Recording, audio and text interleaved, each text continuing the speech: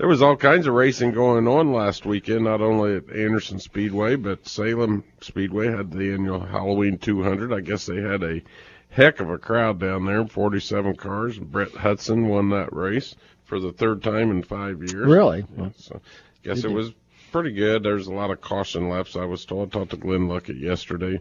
CRA actually scored it, which had to help that race out 100%. But it's always a fun race. We didn't make it down. We were pretty much shot after Saturday. Does that track use transponders down there? Or they still did. do? They did? Okay. They did. But we had a fun night Saturday night, and if you weren't there, you missed it. And we did something that I've been wanting to do for several years, and it was a beta test, I got to be honest, just to kind of test the waters, but I think we may be onto something pretty big next year. You never know what I'm thinking, but we had championship wrestling. We did. We had the ring, the whole 9 yards. And we had a great crowd around that to watch that. The kids were getting into it, and one Rick Dawson was even getting into it, too. I don't know that I ever went to one of those matches, but I grew up watching Dick the Bruiser and Bobo Brazil and George Snyder, all them guys. And they really put on a great show. And actually, Bobo Brazil's son, yes, Bobo Sr. has since passed, but his son was actually there Saturday night in wrestling. He did. And it was fun, but barbarian rules. Kids got into it. We even had our Speedway ape in the ring after it was all over. I missed that part of it, our Speedway ape. And we just had a great time wrestling. The fans, I think we had 4 bouts, and we had five. We had five. And a tag team match. So thanks to Ron Vegas helped me put that together, and he was actually one of the wrestlers. So we're meeting. I think we're actually meeting tomorrow, but we're talking about something next summer that would really be pretty cool. It'd be fun. So it'd be fun. We'll see what happens with that. But that was something different. Then after that, we had Trunk or Treat. You're holding up your hand. I want to get your attention. Oh, Trunk or Treat. For the kids, and we had a lot of ran out costumes. Of candy. Did we really? Yes, we did. There was a whole lot more kids there this year than there was last year. So if you didn't get any candy, see me Turkey Bash. I'll make sure you get some. There you go. And I guess Amy did the annual parade around the track with all the ghosts and goblins. Did it different this year. Instead of going on the outside, we did it on the track itself, and the kids had a ball. Oh, really? They were down on the Yes, they walked around the track, and they loved it. In fact, one of them ran all the way around. He got back around. I don't know why he ran, but he did. Ran a quarter mile. He got back, and he was out of breath. And he says, "Do I get a trophy for this?" Talk to Amy.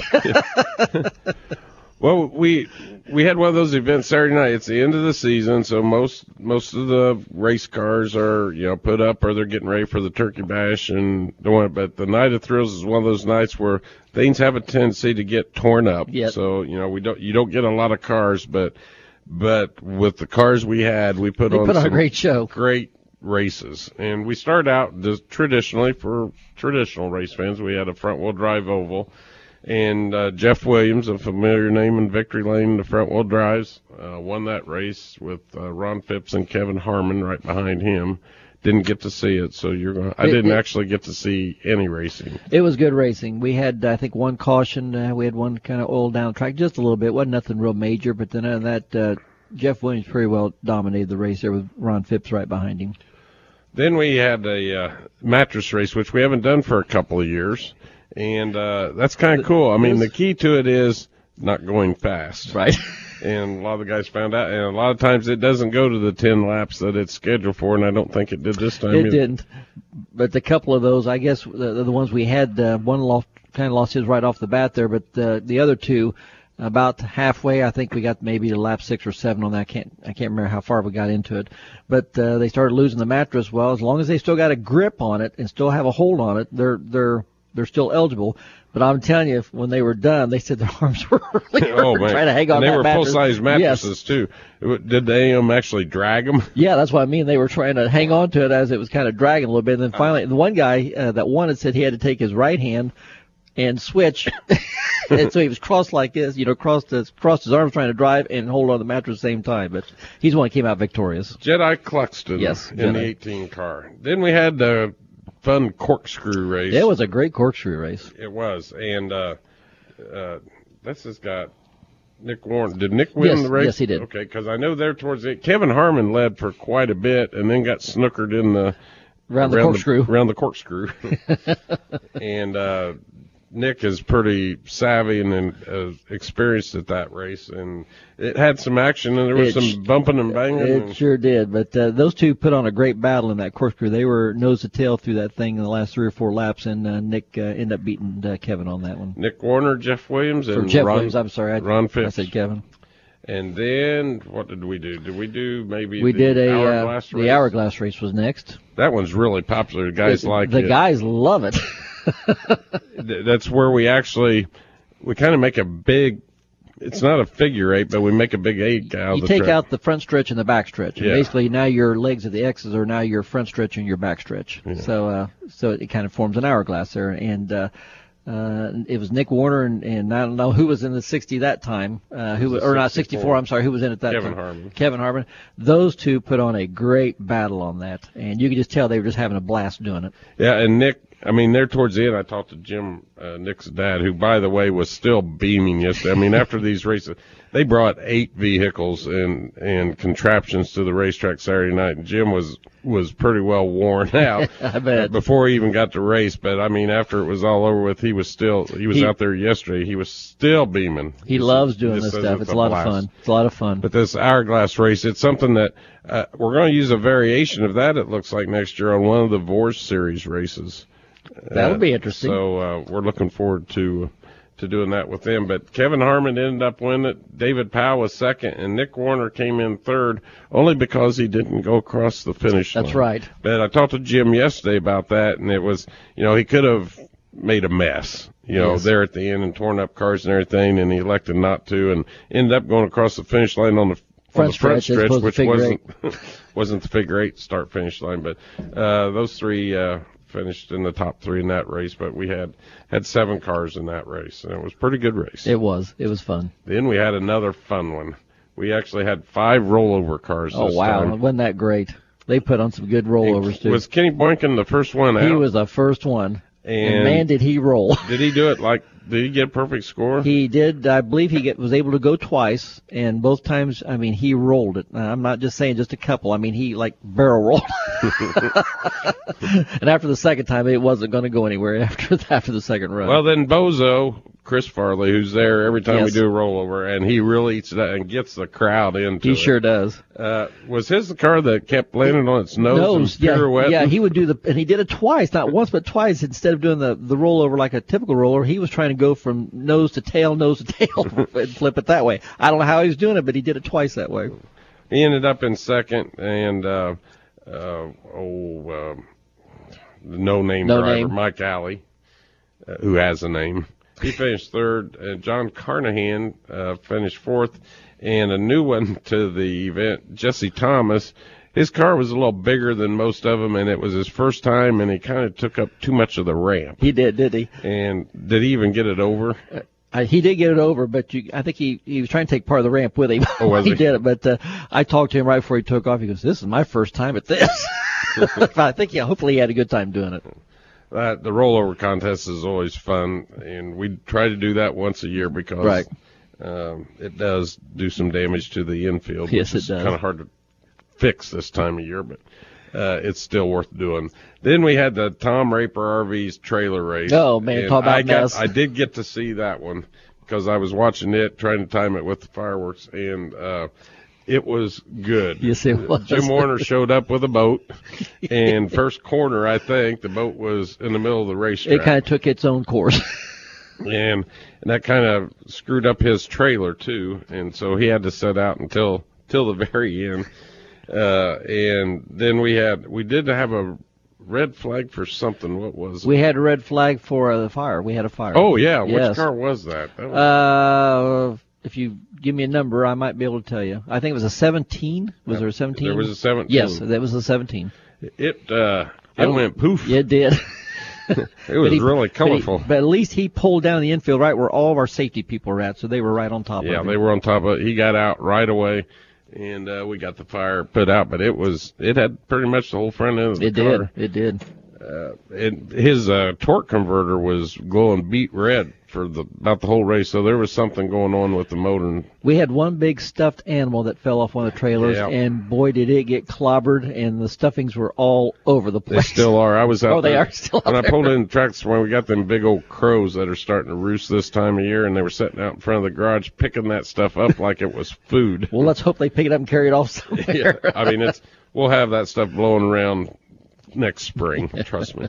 But it was all worth it. But this is what's worth it right here. What you going to say? Our winner, the 93 car, Bruce McFall, and he was not going to be denied. He wasn't. We had, I don't know if he knew it, but after the red flag, there was just him and Jedi Cluxton were the only two vehicles left because everybody else had lost their trailers. But or was wrecked. The track was full of stuff. And they had a restart, and we had a standing start. Yes. And Bruce missed it. And I'm not sure Bruce knew that he was 2 laps ahead at the time because all he had to do was kind of just coast around, miss stuff.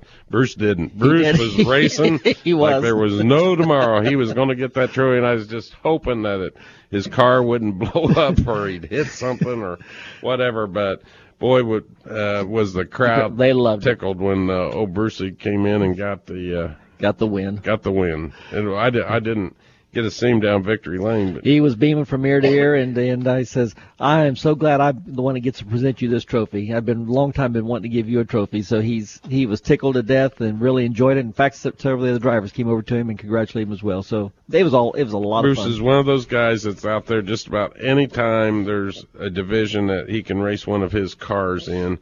And he's struggled at times, but I talking to him last week. The old Ford he put in that race Saturday night, he says it's about time to retire. He's building a brand new figure 8 car. He is. For next year. So look forward to seeing him back out there again. 40 years of racing. Has it been that long? Bruce wow. McFall. That is cool. That's pretty neat. And then we capped off the night with, thanks to our good friends at Edco Welding and Hydraulics, another one of our big fireworks show. And that one was a good one. Yes, I mean, there was big stuff in the sky the whole time. There was, but I'll tell you, the grand finales that you put on, Rick, for the 4th of July and for this one here, no one's going to beat them. I'm telling you, I didn't think the grand finale was going to stop. It just kept going and going and going. And the crowd loves it. They love it. And we played some special Halloween music. Yes, which was appropriate for the time. So mark this date on your calendar next year. It's hopefully it's supposed to be 75 degrees next year, the same date. And how do you know that? I just do. Okay. We're going to have a lot of fun. I mean, that's a great way to cap off a season. You do know that Halloween will fall on Saturday next year. Ooh. Yeah. That's that makes 5 Saturdays in October. Yeah. Our car counts, they've been of course, good. This is a special week, and there wasn't a lot of cars there, but our car counts in October were really good. Really good. So I just got to work on the timing to make it convenient for the fans, but don't want to make it too late because then it gets kind of cold. And hopefully Mother Nature will cooperate with us. Yeah. We're going to take a quick break. We got a lot of other stuff to talk about, and we got the banquet coming up and some more races coming up. We'll be right back with more Anderson Speedway's Track Talk. When I was a boy, we had family pitch-in dinners on Sunday, so I knew on Saturdays Mom would be in the kitchen baking pies, and especially sugar cream pies. I will never forget pulling a chair up to the table. I always turned the chair around back so I could perch on my knees while watching Mom take her fingers and flute the pie crust. You know, that little squiggly thing all the way around. And of course, after the pies were baked, we would beg and plead with Mom, only to have her put her foot down and say, nope, we were not going to get any pie until everybody came by tomorrow. But on Sunday at the family gathering, that first bite of pie was always worth the wait. Mom's a little older now, but that doesn't mean we can't enjoy freshly made sugar cream pies together. Now, instead of Mom making them, I pick up a Wix sugar cream pie. They use simple, fresh ingredients because of Wix rigid freshness standards. The wholesomeness and taste of their pies is better than Mom's. But don't tell her I said that. Now you can pick up a Wix sugar cream pie at most of your local grocery stores. Just look for them in the frozen dessert aisle. I'm Brownie, and I can honestly say about Wix pies, you don't just eat them, you enjoy them. Heart attack? Stroke? Serious injury. A sudden health crisis can happen to anyone, at any time. So when bad things happen, choose good people. St. Vincent Anderson Regional Hospital has the area's most advanced emergency care. with a state-designated Level 3 trauma center, an internationally accredited chest pain center for heart attack patients, and advanced certification for primary stroke care. We have all the resources to deliver the care you need for any serious or life-threatening emergency. St. Vincent Anderson Regional is the only emergency department in the area with an on-site helicopter. And our $27 million state-of-the-art surgery pavilion opens later this year. Bad things can happen to anyone. Thankfully, good people are ready to help. Choose emergency care from St. Vincent Anderson Regional, the spirit of caring. Visit stvincent.org/Anderson Regional to learn more. Honey, stop! Oh my gosh, that's Diggity's back there. You mean the new Diggity's Frozen Treat Factory? I heard it's unbelievable. Everybody's talking about it. They have everything yummy. Yeah, I heard they have ice cream, yogurt, custard, sorbet. And gelato, plus fruit smoothies, and that's just the beginning. I heard Diggity's has over 250 toppings, not 30 or 40 like those other places, and you can even get the candy to go separately. We can eat outside on their huge patio by the fire, too. Okay, let's see. Frozen yogurt, ice cream, custard, sorbet, and gelato with 250 toppings, or a plain old frozen yogurt shop with limited toppings? Diggity's it is! Diggity's wants to cater your event. Diggity's can set up at your event inside or out and provide delicious smoothies, frozen cappuccinos, candies, and frozen treats to your guests. Diggity's is perfect for weddings, company picnics, group outings, sporting events, festivals, you name it, just call Diggity's. 765-393-0033 today for more information. MoFab Incorporated, where imagination is the only limitation. We serve residential, commercial, industrial, and municipal customers as your metals warehouse and fabrication center. We do all types of fabrication using the latest technology with unmatched speed, accuracy, and durability on any substrate. Our ornamental division handles all types of interior and exterior work, including rails, fences, gates, and more. So contact us at mofabbing.com to fabricate your dreams of tomorrow today. This program is a presentation by Anderson Speedway. The content contained in this program is that of the host and guests, and not this station. That was in Kansas, thank you. That's not Kansas. We're not in Kansas anymore. Sticks, possibly Sticks. Very good, Gary Mong. All right. Rick Dawson, Gary Mong. We're back. A little tune tag this evening. We, before I forget it, Amy wanted me to let everybody know. Now, I went on and my computer savvy's not that great, but I guess we've got a YouTube site. I'm not sure how to find it. I just put in YouTube and Anderson Speedway, and I couldn't bring it up, but that doesn't mean that it's not there for all of you know how to do it. But she says to tell all the folks that they can go to our YouTube site and watch some championship wrestling, watch the trailer race, and a couple of the other races from Saturday night. That's cool. Oh. I think it's on our website. There's a screen there that you can, because I looked at it. That you can click to YouTube? Yeah. Really? Well, it's actually got the video right there on it. Perhaps, instead of looking at everybody else's websites, sometimes maybe I should look at your own once in a while. I do know that we don't have any pictures up from like a month, so we're going to have a little discussion about that. Yes. But Kyle and Jessica and Amy do a fantastic job at Anderson Speedway. Yes, and they do. have to put up with me, so that's a job in itself. Yes, it is. Jessica is very busy right now, putting together everything for the awards banquet. All the information is on the website, all the eligible drivers and owners, and the awards that they're going to be presented with, except for the dedication and the sportsmanship awards. We don't post those because they're a surprise. That's exactly right.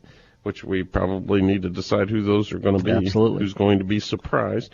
We have a couple other special awards we're going to give at the banquet this year, a little different. So go to our website. The banquet is a week from Saturday. Right. At the Madison County Shrine Club. I believe we have 5:30, 6:30. We have a social hour. Then we eat at 6:30. Some great pork chops. Oh, yes. As always. And then the awards will be given out right after that. As you know, I'm not big on banquets, and a lot of folks don't like to just sit and hear 20-minute thank you speeches, but it's a night that we want to celebrate all of our drivers and our champions, especially because it is pretty special to win any kind of a trophy at Anderson Speedway, but more especially be a champion at Anderson Speedway, because there's not a whole lot of those out there. So that's all a week from this Saturday at Anderson Speedway. At Madison County Shrine Club. At the Madison County Shrine Yes. Club. That'll be fun. It's always a good time. I'm kind of mellowing out for a few weeks. I think we're all, as much as we hate seeing the season come to the end, I think we're all ready for just a couple weeks break, to kind of just get ourselves, and then we'll be rejuvenated. No, ready to go. I'm telling you, I'm ready to race again already because I'm so busy right now. It's one of those, you walk in, you don't know where to start. Well, you're kind of working on schedule a lot, aren't you? Schedule, rules. I mean, those are two huge undertakings. But thanks to you folks, I can give you a little update on the rules. My goal is to have the schedule pretty much done before the banquet, so we can have it ready then. But you've asked for more late model races and more street stock races. That's going to happen next year. Cool. Like I said, we've got some special events with the Vors Touring Series, which would include our Pro Compact Series next year. Right. We have a new sponsor on our new front-wheel drive division, or front-wheel drive figure 8 division that I'll be announcing next year. Amy has got another new sponsor today on an event that she's putting together for, I believe this one will be part of our Armed Forces Day celebration. We're going to make it even bigger. So, and maybe some big news that I may be able to announce next week with regards to the Payless Little 500. So wow. There are a lot of stuff happening. Big stuff, and I've got to say, right now at this point in time, and I can't say enough, and you know I don't like to get too sappy, but I got to tell you, all the numbers are coming in for us, and this year, unlike most racetracks across the country, be it big and small, both, our racetrack, our front gate was up, our competitors in the back gate was up, sponsorships was up. We were up on just about every level, positive level you could be up on. That's great. I mean, we're still not up to where we were, 10 or 15 years ago. We'll get there.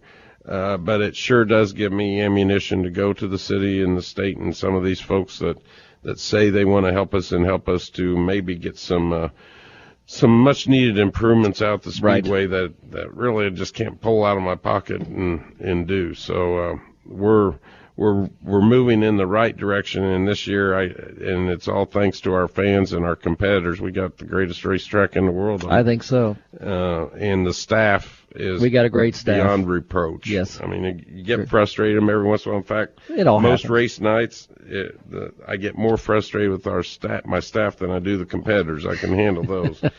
It's because I think I'm a perfectionist and demand too much, but great bunch of guys and gals that it would be totally impossible to do without, and I wouldn't want them to do it anywhere else but at Anderson Speedway. And I'm with you on that. And we do have, or will have, some openings next year in some positions. It's not ones that are being vacated, it's ones that we'll be adding. Right. So I look for all of our regular faces to be there next year, and then some new faces. So if you're interested in being a part of our Speedway family, be sure to email me or call Jessica or stop by the track and let us know so we can sure talk to you before next season. You'll pass it on to the appropriate person. Safety people, we kind of require some safety training, right. And we do a lot of that at the track. So that's all next year. But we still have one more race to go. We do.